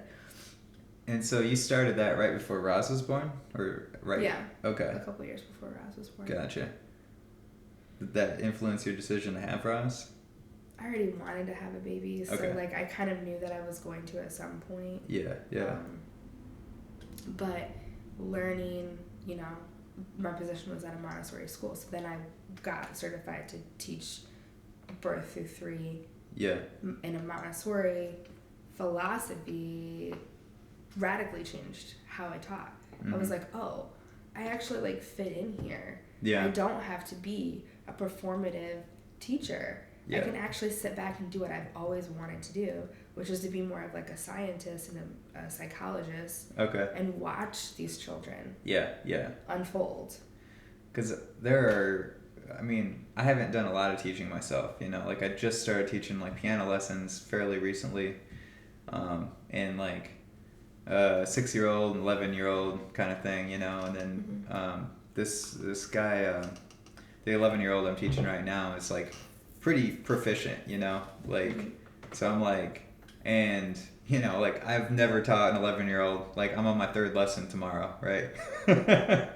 And so I'm like, okay, so this is what we're gonna do tomorrow, like I'm just making it up as I go, just straight up, like this is what I think you need to know next, and never even attempted this, but like I'm constantly like online, like learning, like it makes me learn more too, in the way that like I'm like, okay, well, do I really know what this is that I'm about to tell them, and then I look it up and like really kind of examine it and practice it and like, okay, yeah, practice like the actual teaching part of it, because it's different to know something than to be able to teach someone something. And it's very different. Like when I play piano on the fly, I'm just like, I'm thinking of it in a certain way, and like there's very specific, obviously it changes over the months, over the years, over the days, and like however you approach it that day is however you're playing it, Yeah.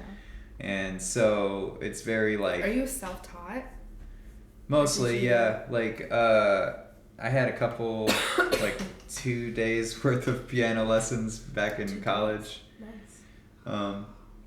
That was like I took the beginner's class because it was like mandatory for the whatever thing, that I was doing, the associate's degree music tech that I was doing. And like I learned like C scale up, C scale down, and then the rest of the time I would just go in there, just kind of blazed and be like jamming, and like it was a classroom full of like 7 people with headphones on playing piano, and the teacher would come around like, "What are you doing?" I'm like, "I just learned how to play a Doors song, I think," like he's like, "All right, just keep going then, man." And I was like, "Cool," and so he just didn't stop me, Yeah. and so. But I did have a couple lessons from a guy, Pete Ford, who was awesome and taught me, like, he would just bring in, like, pieces that he thought I might like, like, that he would transcribe that were maybe a little easier than, like, other pieces, like, of the real John Coltrane full chord thing, Yeah. And so, like, I still remember some of those songs, from that, from those lessons. But mostly I was just like trying, like at that point in my life, early 20s, I was really rejecting any theory or any like idea that people knew what music was other than a pure expression of like emotions, because I was like, this is like, I would raise my hand in the middle of, like theory class. I'm like, none of this matters, like it's all how you feel about it and all how it makes you feel. Like each note that you're deciding to play makes you feel a certain way. And if you're practicing it all the time and you're like, this note to this note, no. This note to this note, and then you feel it and you're like, yes, this is what it is and this is what it has to be. And that has nothing to do with music theory, And so that was really where I was like trying to root myself. Like, Does it not have anything to do with music theory? No, it has everything to do with it. Oh. Like, yeah, I mean. That's what I was thinking, but I didn't want to be like. But that's the way that I was like framing my rebellion against it. Yeah, I got you. Oh, that's funny. Because it was just locking me too much in a box. When I try to think about it too much and you try to play, you just can't do both at the same time. Yeah, I get tripped up sometimes. Like, I teach small kids how to paint. Yeah. Draw. Whatever. Right. Yeah, for sure. I don't really care. Like, there are some teachers that have given that I feel like I don't know. Not liked my style, not liked what I do with kids or whatever. Yeah. Because I'm not doing this. Yeah. I'm not being like, this is this artist and this is what you're going to create, and everybody's making kind of the same thing. Yeah. I don't care about that. I do it sometimes because I still have to like appease teachers and parents and stuff like that, but ultimately, like, I just want to be like, this is a material. Yeah. This is a brush. This isn't paint. What are you gonna do? Yeah, exactly. Like, what are you gonna do with this? There's no limits. I want to show like a few techniques, and I do it like more organically when I see a kid that's like, okay, can I show you something real quick? Yeah. And then I'll give them like a little lesson, and maybe I'll give like a little lesson before on like a certain thing, or it's fun sometimes to be like, okay, we're gonna draw this together, like do this with me. Yeah. But I just can't fully commit to that style of teaching because I'm like, I don't, like, they have their whole lives. Yeah, to develop. To learn, like, specific techniques. Mm-hmm. And I think when they're young, like, just give them freedom. Yeah, it's give pure. them full freedom in art and music. Yeah. But I know that other people would not say that because look at like how some kids are trained on the piano. Oh, definitely. Yes. And they're producing something that's like fucking beautiful. And, oh, like, yeah. I mean, no doubt. Of course they feel it. And, like, yeah, for sure. That's true too. And this kid I'm teaching like knew a bunch of classical pieces before he got to me, and I'm like, I can't play any of that, but I know what you're playing, And like I will tell you what you are playing, and it's like this is what you're basically playing, And then I was just went in there and tried to teach him. I was like, okay, well, these are the notes that I focus on. They're not always notes that I play, but I always get like the kind of like target note kind of idea, where like, okay, I'm kind of aiming for these notes, but sometimes I don't hit them, and sometimes I don't hit them on purpose because I'm like falling into them from another note or something. And so you're like trying to explain this like kind of amorphic kind of like creature that is music, to somebody. And you're like, okay, how it just depends on what you want it to be or what you want to focus on it to be. And then so like after about me saying that for like a half an hour, he was just like kind of mimicking what I was doing in a way. And then I was like, okay, see when you went up there with your hand like that? This is something you could do. Same thing. That's what my mind went when you said that too. You're like, this is a form. This is a circle. This is like, where the lines cross. These are lines, and this is a concept, or whatever, like kind of artistic direction that you can like pull from what they're already doing, Mm-hmm. I think that's more helpful because that's going to stay with them because they feel like they invented it. Yeah. That's kind of what like the Montessori philosophy is all about. Okay, cool. Oh, I hear Rosie crying. But it's like, it's this idea of like not taking the joy of learning away from a child. Yeah. So rather than like, I'm trying to think of like a simple concept. There's a game that I play with my kids. It's called I Spy. Okay. But it's like just done with letters, sounds, mm-hmm. instead of like I spy something blue. So when you introduce, they have like a basket of objects, right? And you take the object out and like put it on the mat, and you're like, what would you call this? Yeah. You don't say this is a cat. Right. Like clearly to some kids, it would be a cat. Yeah. To most kids, they're gonna say cat. Yeah. But it's the presentation of being like, what would you call this? Right. Yeah. Instead of just like always spoon feeding every single thing that a kid needs to know. Yeah, exactly. It's giving the kid a picture and like a choice. Showing them how to pour the water and then sitting it down. Yeah. And then letting them do it rather than like holding their hand and doing it with them. Exactly. Sometimes that's necessary. I'm not saying like you don't do that with a child, but right, it's like right, yeah. Don't feel you're just everyone. I don't know. Leave things more open. A lot of people like just like rob the joy from an experience. Yeah. Because you explain it too much. One of the best ways I've heard to say that is Richard Feynman, old physicist from he worked on the Manhattan Project when he was a grad student, and then 70s and 80s, he was he's an amazing, amazing teacher, okay? And he said that his dad used to be like, okay, you see that bird over there? Or that, whatever, what kind of bird is that, And, it's like, well, what's the name of that bird in Spanish? What's the name of that bird in, Latin? What's its scientific name, is the bird any of those things that we just said that it is, It's like, okay, well then what is it, is it, just a mammal, or it has internal organs and it's a flying entity of some kind, right? We don't really the way that we describe things isn't what they are, and so it just is a way to teach somebody how to question everything, because at face value things seem one way, and then it's not. It's generally speaking however way you want to look at it, and that's how you create in a world where they can use their own imagination to create their own perspective, and that makes it their own thing, and then they can retain it more because it's personal, Yeah. Yeah. And they can have confidence in what they're doing. Yeah. And what they're talking about and their experience of it. Rather independence and confidence rather than reliance on. Yeah, trying to remember whatever specific thing that I'm supposed to remember right now, because it just, if the brain's not a computer, and the brain self-assembles itself, it self-connects to other brains, and we have no control over that.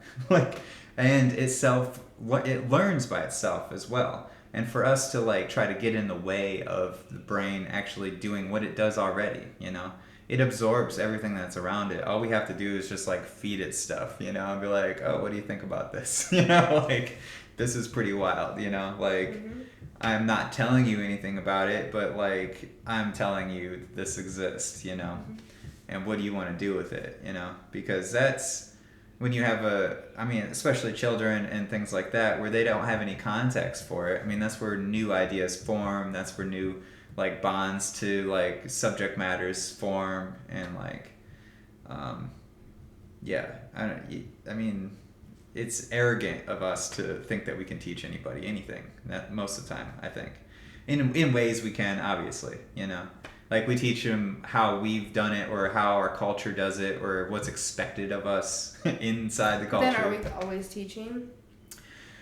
That's because, true too. I mean, Yeah. The only reason that I've learned things are from other teachers. Yeah. Even if it's like my inner teacher. Yeah. You know. Because we are. Yeah. And that's kind of like the self-connecting of brains to other brains, or people to other people, or kids to adults, and they're just watching, you know. It's like all of our mannerisms, all of our ways that we contextualize interactions in society. Like just witnessing how they act, how the people act who are already here, you know. Mm-hmm. And that's what we're doing. We're doing and what mimicking and repeating the behaviors and the language and the mannerisms and then there's always that time period when they're a teenager where they rebel against that, and that's the whole like idea of like, okay, well, is this the right way? I've always learned this way, you know, but is it like, can it be different, you know, like, and I have to question it, you know, like, and there's that's when another shift happens in the brain, when they when a human starts knowing that they are a separate entity from everyone else. Yeah. And they have a choice. They can make their own mind up. Before that, you're connected. You're connected to the family system in such an intense way that you can't like fathom anything different. No. And then all of a sudden, this shift happens, and it's right around like 10, 11, 12, entering puberty. Yeah. And then it's like, oh, I'm not my mom. I'm not my dad. Yeah. Yeah. I'm not my brother, sister, whatever. Like, I have to establish my own. Yeah. That's where the rebellion comes in. Identity. Different levels for everyone. Yeah. Yeah. It's so hard too, because identity you have versus confusion. Yeah, and there's just so many options of like who you are, or personality, or character, or whatever you want to call an identity, you know, acting, performance of sorts, you know. Like, I know, I remember growing up in that time and just like not knowing what to pick really, or who to be. So I would just stay silent most of the time, you know, and just like not say anything, because I always felt like there was like 5 things that I could say about any situation, and I was like, by the time I really like figured out which one I wanted to say, like the moment had already passed. I'm just like, okay, cool, you know, like, and I just didn't know who I was, really, I think, you know. There's not really, that's where we go back to the pause. There's not like a pause in life. That's true, yeah. You know? You're like, just that person kind of now. like expected to just like keep flowing. Yeah. And not really, you know, stop to consider what the real answer is. So we all just give an answer because you have to give an answer. It's like, what do you want to go to school for? Okay, pick that. Okay, go with that. Yeah. And then that's what people do, and then they build up this life where like maybe they're not living their life, maybe they're living their parents' life, maybe they're, you know, fulfilling something else that's outside of them, and then they're like, wait. Because they're just going by the default culture. I want to be this. Well, I'm the football player, so I'm going out with the cheerleader because that's what they do, or what, you know, like any of the decisions that we think that are normal to make or something, you know, and they don't know why they're even in the relationship, or like, you know, it's like, well, the girl likes playing chess. And like, you know, loves nerdy dudes, but that's not in the culture, or that's not in the that would look socially weird in the high school, so I don't want to like push certain buttons like that with friends, and that changes friend groups, and that, you know, like that. I mean, it's really apparent at that age, you know. It's just like on top of you at that age. Yeah, because friends are the most important thing, and everything is kind of like decided around. I was listening to a book that the psychologist wrote about helping raise teenage daughters, and it was talking about that, about how every choice kind of like raises you and lowers your social status. Dating this boy lifts you up here. the boy treats you like crap, but you're not gonna right. leave the boy, because Yeah. then your social status would be nothing, and then rumors would be made about your whatever Right. the thought is. Yeah. So then you just keep going along with it, and it's like people can continue living that Yeah. into their young adulthood and beyond. Yeah. You know? Definitely. Yeah, and a lot of people do. A lot of people are 18 their entire life, and they didn't realize it until they're like, you know, like way older. And they're like, why didn't I ever like progress? Why didn't I get out of that mindset? You know, people get locked in, and it just works for them. It worked for them then, so they just stick with it. People get locked in way back into early childhood. That's true too. Yeah. It's like the whole like I don't know how much like inner child healing you've done, but like, right.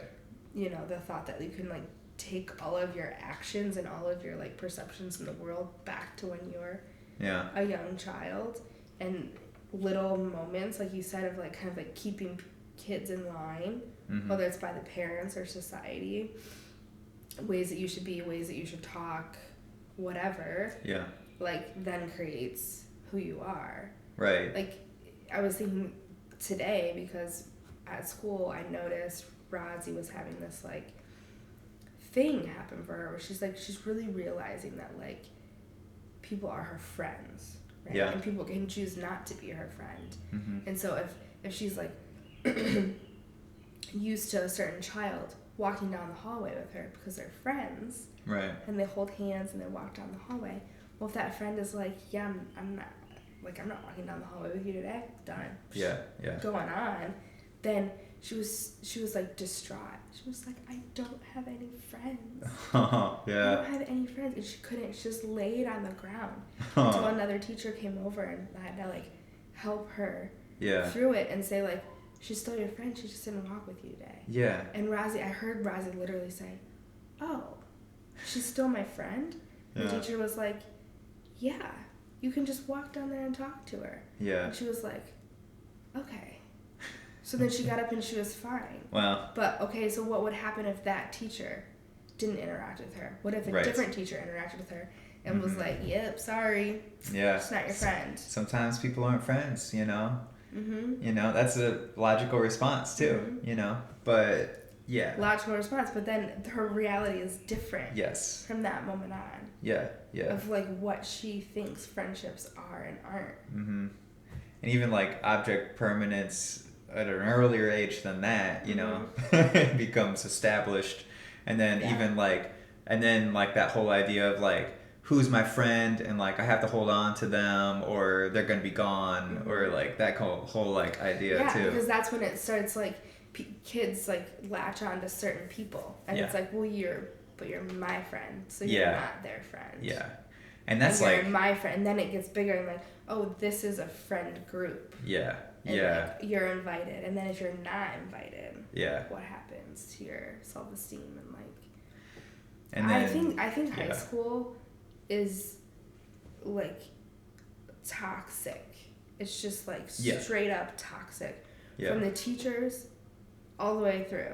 Yeah. Like, and I'm not saying that all teachers in high school are toxic, because I know there's some beautiful teachers that are doing wonderful things. For sure. Just like we talked about in like religion. Just and the stuff. structure of it. Yeah, the structure of the day. Yeah. The time that they're there, how it's paced, how they're learning. Like, that's what when I think about forced learning. Yeah. I think about high school. Yeah, definitely. Because no kid wants to be there. No.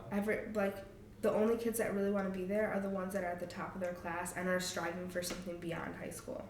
Or the stoners who are just like laughing at the whole thing, you know? But I mean for actual learning. Oh, right, yeah. For actual learning, the kids who are like self-motivated, who are like, I have to get out of this shithole town. Yeah. Or maybe they don't live in a shithole town, but I have to move beyond this situation. They're already thinking about college. They're already thinking about their future. Yeah. So like they're working really hard, and they're probably smart. It comes easy to them.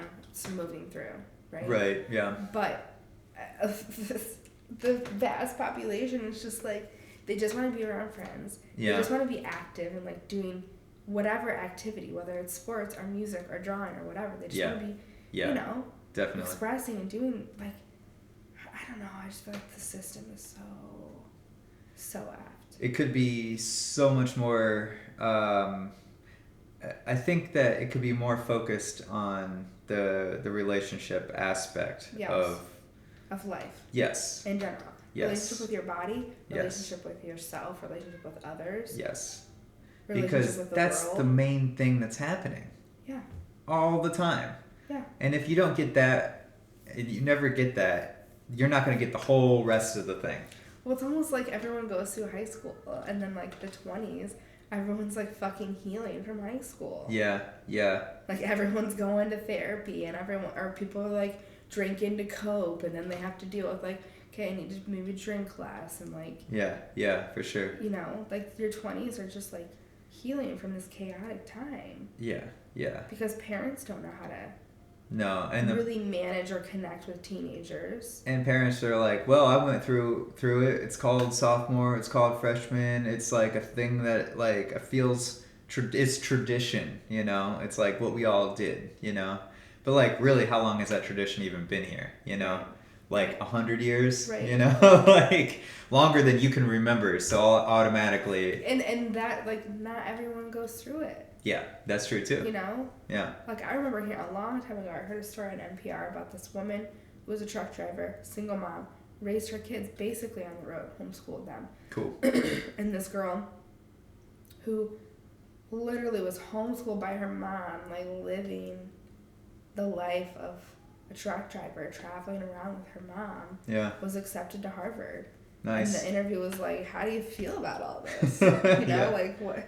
Yeah. This is new. This is different. Let's like interview about this. And it's just like, yeah, we all think that this is so normal. Yeah.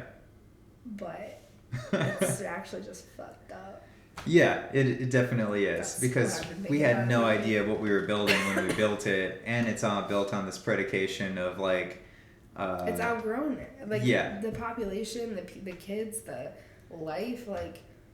It's still based off of colonial era models of like, okay, we don't have telephones or communication at long distance, so we have to memorize things, you know? Mm-hmm. That doesn't even come into the equation anymore. Mm-hmm. Like we have communication now. We have the ability to look up things at any time now, you know? Yeah. And it's like, what are you wanting to learn and why? And then all the pieces will fall into place about what you want to remember about that thing, you know, or what your path wants to be, you know, and then you don't have to like learn all of these extra memorization of all these extra things that like all this extra bullshit that you're never gonna use. No, and it's I get some basic knowledge shit. Obviously, yeah, for sure. But it's like I still question why learning it in that way. Yeah. You know. Because you like if you want your society to know some kind of basic shit, then like send out an educational flyer to every single home so they see it. I don't know. Like Yeah. Don't force kids to sit in a class to learn about world history. Yeah, exactly. Because it's probably not real anyway, you know? It's probably a facsimile of a summary. It's you not know? a real interpretation. Yeah. It's probably taught by someone who doesn't give a fuck about it either. Yeah, because they know the real stories of all this too, and they're just like, I can't believe I'm even telling people this, you know? Yeah. Like, if you have a kid that loves motorcycles, wants to race motorcycles, and you're calling him ADHD because he doesn't focus on anything else, like, teach him that, like, that wheel is a circle and you can divide by pi and find the area of that circle or whatever it is that you're trying to teach them. They will retain it so much more if they're interested in the thing that you're talking about already, you know? Like, well, how do I find out what the perimeter of this circle is, you know? Because I got to get a tire for it, you know, or something practical, you know. Yeah, I guess you could. Yeah, if you have to like get a tire for it or whatever. How were tires invented? What do we like? Why do we use rubber on these? Can we use something else? You know, like what are my materials that I have? Like what's vulcanization of rubber? But then the question comes in, like, how can you even individualize education? That's true. When right. already the system isn't supported financially. It's supported by fucking shitty tax dollars and people that don't ever want to pass school levies. Right. Teachers are paid fucking shit money. Yeah. I mean, if you're in the public school system, you are making better money, you are getting benefits, but yeah. anyone outside of that is not. Yeah, for sure. And then if you're not putting your kid in a free public system, then you're paying shit tons of money for your kid to go. So immediately, only the rich can That's true, yeah. financially support sending their kid to a private school. Like a Montessori school is generally a private school. Yeah. And I was just looking up shit before you came over about tuition costs in different areas of the United States and even beyond. There's a school, a Montessori school in Ann Arbor, Michigan, that it costs $13,000 a year to send your kid there. Your baby kid. What? Your baby kid. Wow, right? I didn't even pay that much for college. Yeah. You didn't? No. Where'd you go? Kent. It was pretty cheap. Well, it might have been more than that. Yeah. It had to have been more than 13. You got a 2-year degree? I went there for 3 years because I took a 2-year. You probably pay more than that, or you got help, or I don't know. Yeah, I mean, I was getting tons of FAFSA or whatever it was called because I didn't have to loans claim. That you had to pay back, or that you didn't. No, I didn't have to pay any of that. I didn't have any loans or anything, but yeah. Gotcha. Anyways. Yeah. But even though, I mean, I don't know the specific school, like what teachers are getting paid there, but like in general, like parents are paying big money to send their kids to school, like childcare, right? Mm-hmm. Birth through 5.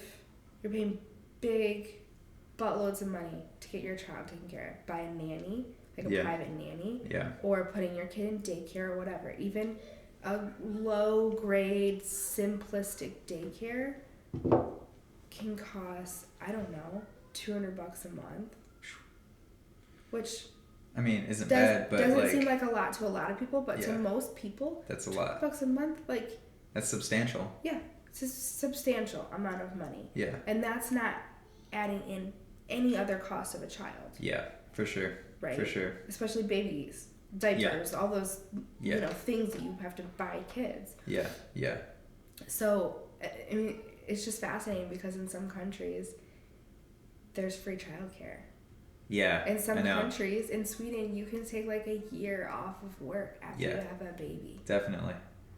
In most countries you can. In some countries, there's nurses that come to your home. Yeah. And help you do your laundry and shit. Wow. In New Zealand, they just passed a law that if you have a miscarriage, you get paid bereavement. Wow. Like, the United States is nowhere close to doing any shit like that. No, not at all. To actually help, those feel like more real jobs than half the jobs that people are already doing in this country. Just straight up, that is really actually helping people. Yes. That are, that's the only thing that really matters. What is a job if it isn't just how am I going to help people? Rather than the other side of it is how am I going to make all of this red tape for people to pass so that I can make money? That's the whole other side of what jobs are, right? Is there's I'm going to help people or I'm going to make it harder and create money from this confusion and this hardship and this trauma that I'm putting on to people. Those are two, obviously really stark sides of a coin,